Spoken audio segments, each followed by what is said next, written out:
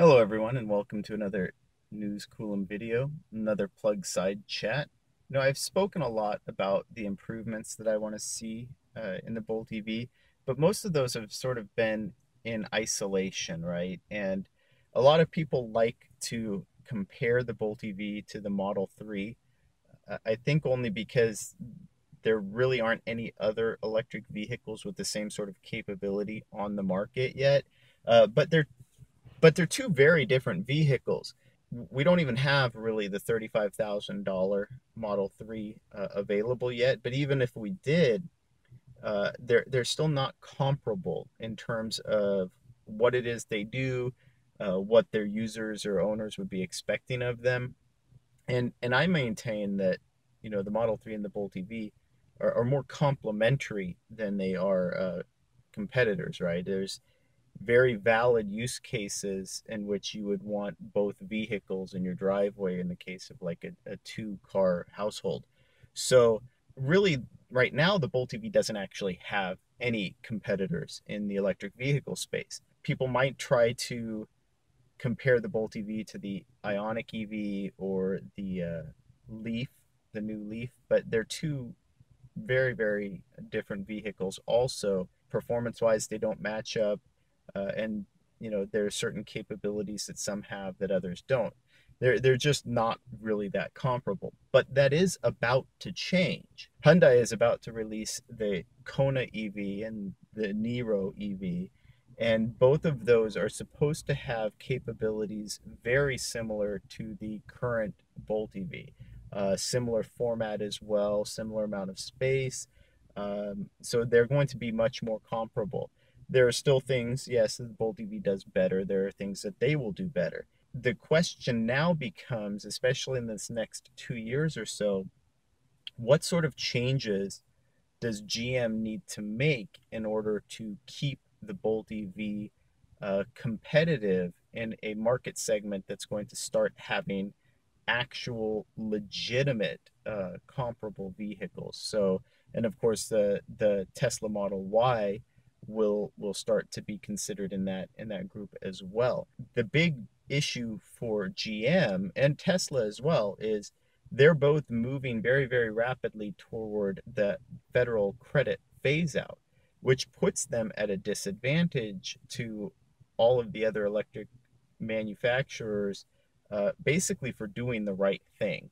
So in the U.S. and the domestic market, even if the Kona EV comes out at a very similar MSRP to the Bolt EV, which it should, it's really effectively $7,500 cheaper. That's a big issue, and it's a hurdle that GM's going to have to overcome. There are some things I feel that GM can do with the Bolt EV that will make it much more competitive against those newer offerings, because GM is really going to need something in the meantime between now and when they start to release some of their other electric vehicle models. They have 20 slated by 2023, but only a few slated for the next year or so.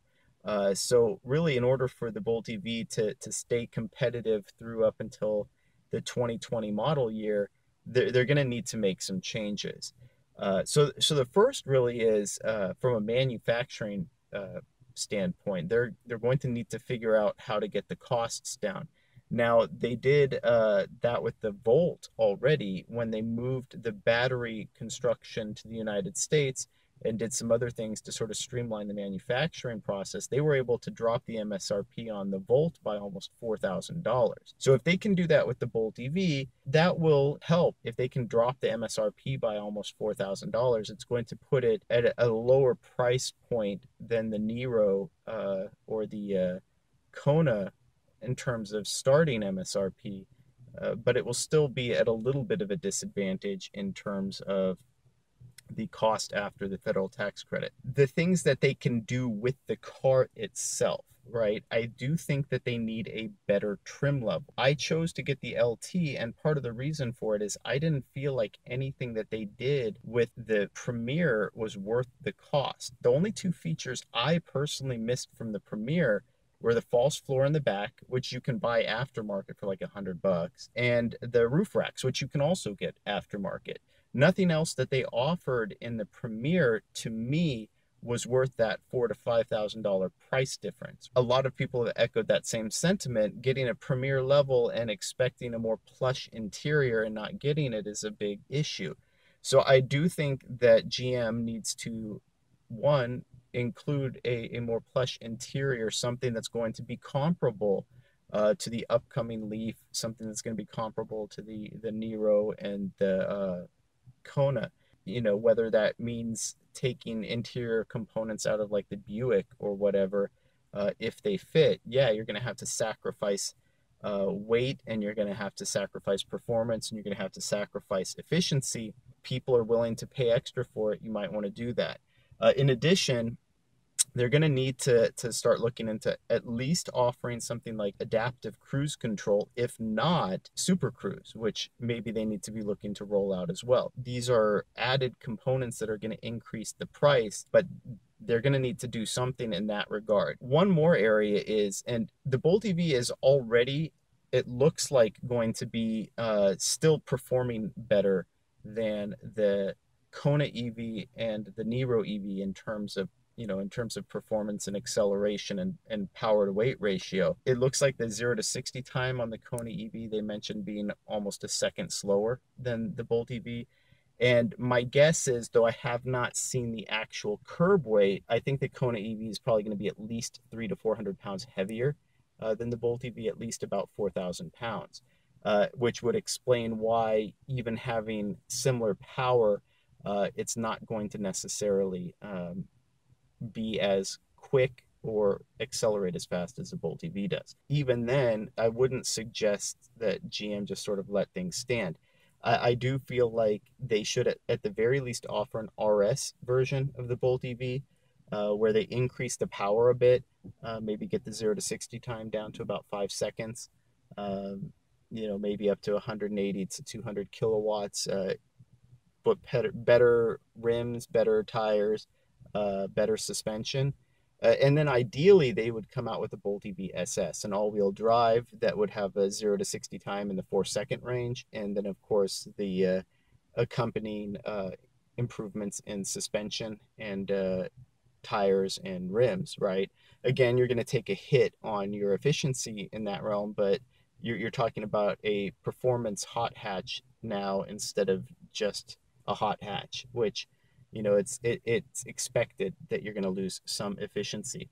And then, of course, the other thing is too, in the sort of elephant in the room, I think for a lot of people, is the charging speeds.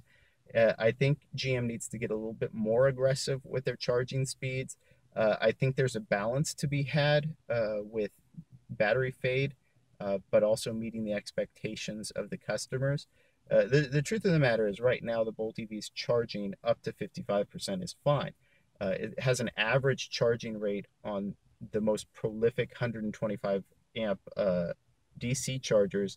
It has an average charge rate of about 45 kilowatts up to 55%. That's comparable to pretty much every other mainstream EV that's on the market. The problem is it tapers at 55%. It really shouldn't taper until probably closer to 70 or 75%.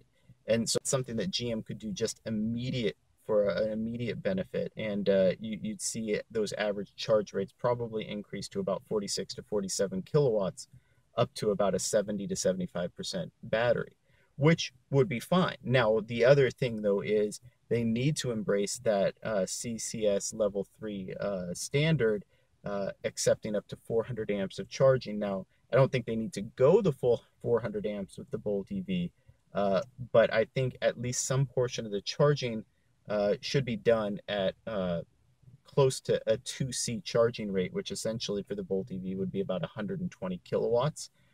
So yeah, essentially, I think GM needs to start looking to take advantage of the 150 kilowatt CCS charging infrastructure that's starting to be built out by EVgo, ChargePoint, Electrify America, and others. Giving a hopefully up to close to 80% in somewhere between 30 and 40 minutes would be ideal. It would allow it to compete at a more equal terms, in terms of like Hyundai, who tend to push the charging rates a lot faster. But again, like I said, it's still a balance, and I think there's room in the market for both. You don't necessarily need to push as hard as Hyundai does or Tesla does.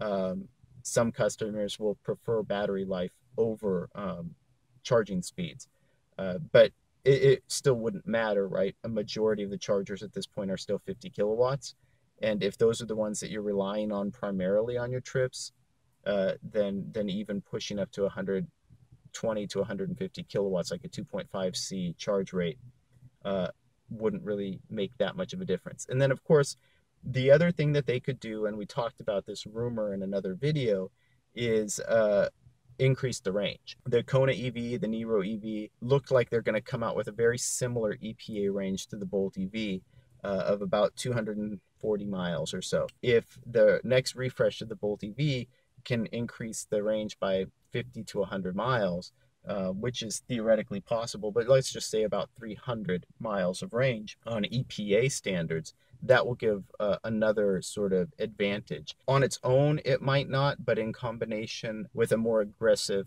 charge curve, I think it would do enough, right, to keep the Bolt EV sort of ahead of some of these new competitors that are coming into the market. But anyway, I'd love to hear what you think GM needs to do to keep the Bolt EV competitive until some of their newer electric vehicles start coming online. And I think competition is good. It's going to push everybody to get better. So I'm looking forward to it, but I'd love to hear what you guys think. If you enjoy this video, please like and subscribe. It does help out the channel. And thank you for watching.